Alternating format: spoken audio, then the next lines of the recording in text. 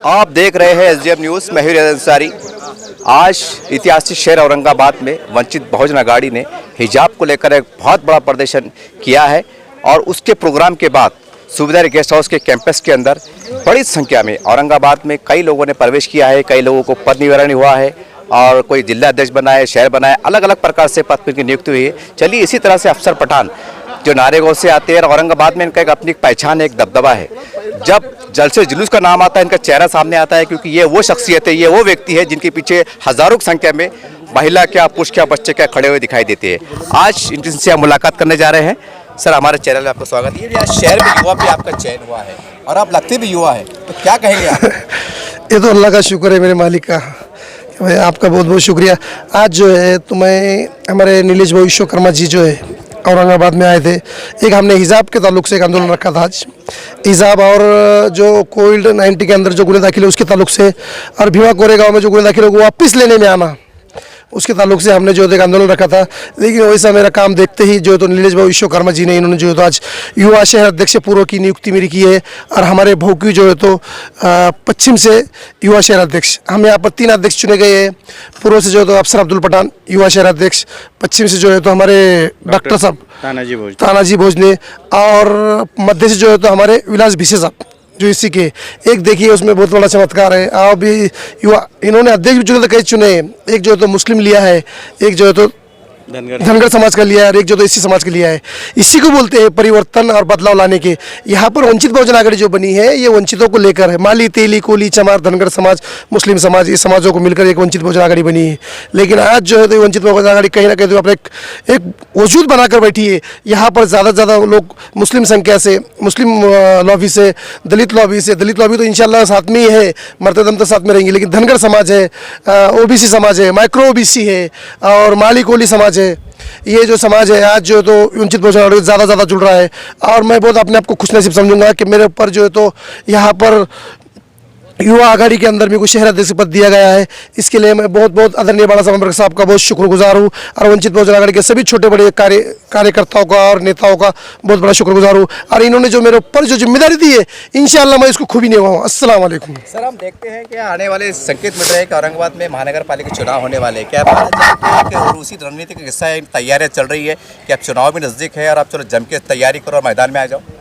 नहीं, वंचित बहुजन आघाड़ी का एक उसूल है। वंचित बहुजन आघाड़ी आज तक जो है तो कौम के खिदमत में, बहुजनों के खिदमत में ही काम करते आई है। एक इलेक्शन एक अपनी बात हो गई, लेकिन यहाँ पर वंचित बहुजन आघाड़ी की ऐसी तैयारी चालू है, कोविड हो या लॉकडाउन हो, इस हालत में वंचित बहुजन आघाड़ी बहुजनों के लिए बहुत काम में और बहुत सही तरीके से रोड पे उतरी है। जो बस का चालू हो या फिर कोविड-19 के अंदर ताल्लुक हो, लॉकडाउन मत लगा उसके ताल्लुक से हो, या फिर जो है तो हमारे नबी के शान में गुस्ताखी करने के खिलाफ में हो, रोड पे वंचित बहुजन आघाड़ी बहुजनों के समाज के लिए और इनके मूलभूत सुविधा के लिए कभी भी रोड पे आई है। सिर्फ एक इलेक्शन का मुद्दा नहीं है। वंचित बहुजन आघाड़ी कहीं ना कहीं तो भी अपने बहुजनों को लेकर बहुत बड़ा कामयाबी का एक मुद्दा मिल रहा है वंचित बहुजन आघाड़ी को। इसके लिए वंचित बहुजन आघाड़ी हर जगह से इलेक्शन नहीं होते हुए भी हर तरीके से हर समूह के लिए काम करती है। सर, आपको युवा का शहर सदर बना गया है। औरंगाबाद में युवा की बड़ी संख्या है।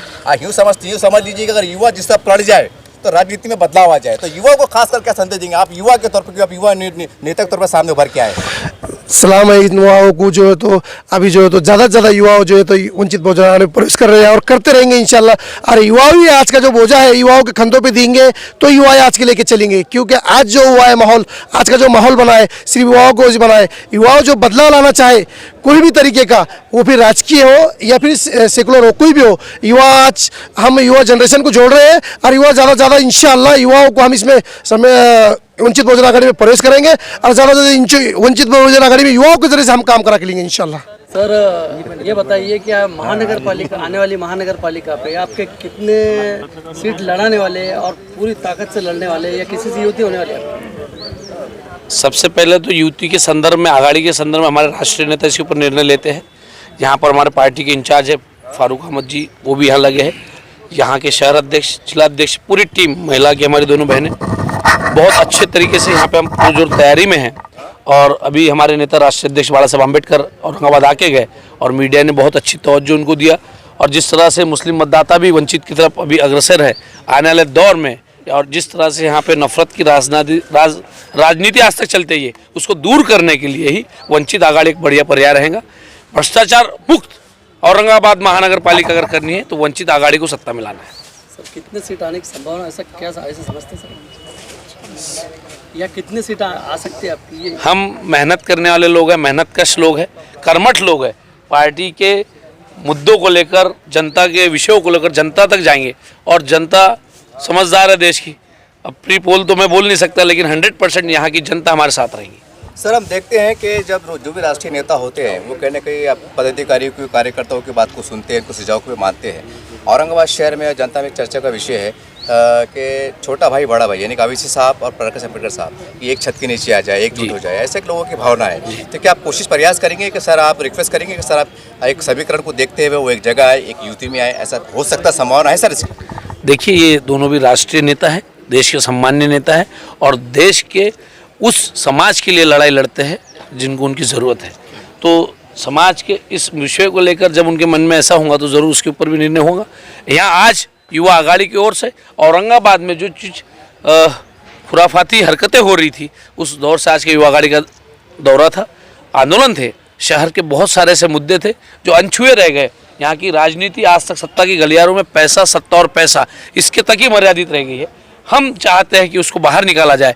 युवाओं को बड़े ताकत से पार्टी में जोड़ने का अभियान हमारा चल रहा है और उसके मद्देनज़र आप सभी के मीडिया के माध्यम से औरंगाबाद के युवा युवतियों को एक बड़ा मैसेज देना चाहता हूं।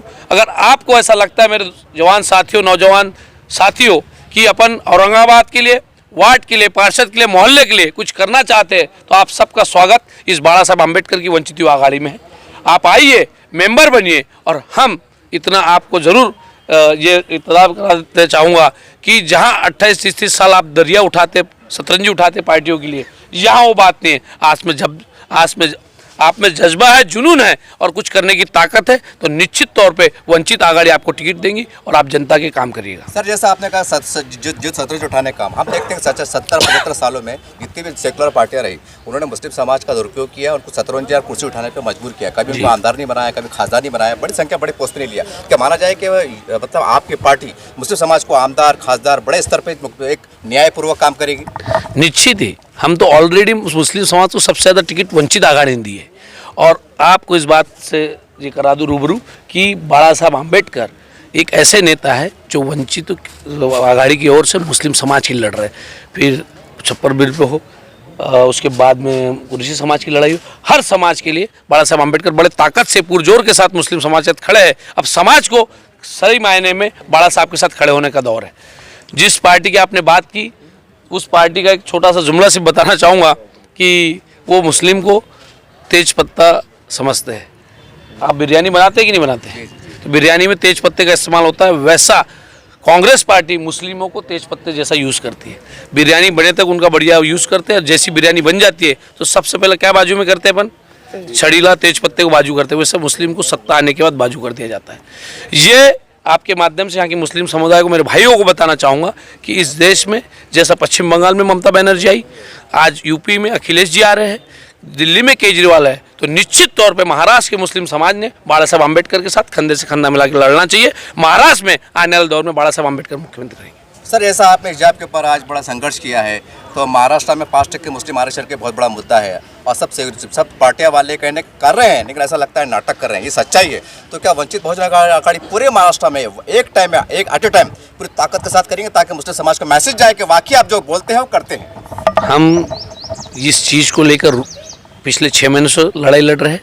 हर जगहों पर मुस्लिम समाज का जब भी मुद्दा आता है, किसान बाग आंदोलन हो, 5% का आंदोलन हो, इस आज़ाद मैदान में सबसे पहले बाला साहब और हमारी पार्टी ने किया।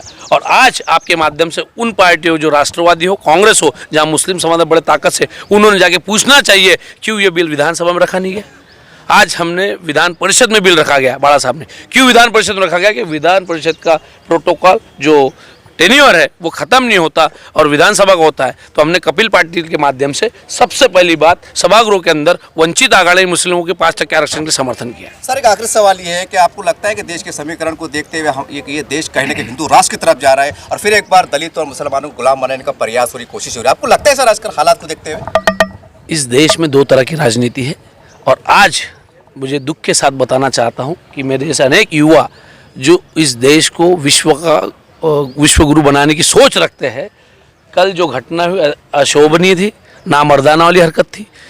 जिस तरह के और ये ले जाना चाहते, एक यूनिवर्सिटी का तिरंगा उतार के वहाँ पे भगवा झंडा लगवाना, ये जाहिर निषेधार्थ है। इस देश में आने वाले दौर में जो कौम है, जो युवा है, जो मेरी बहनें आज पढ़ाई कर रही है, ये सब जानती है देश में कौन सी ताकतें हैं जो देश को कमज़ोर बनाती है।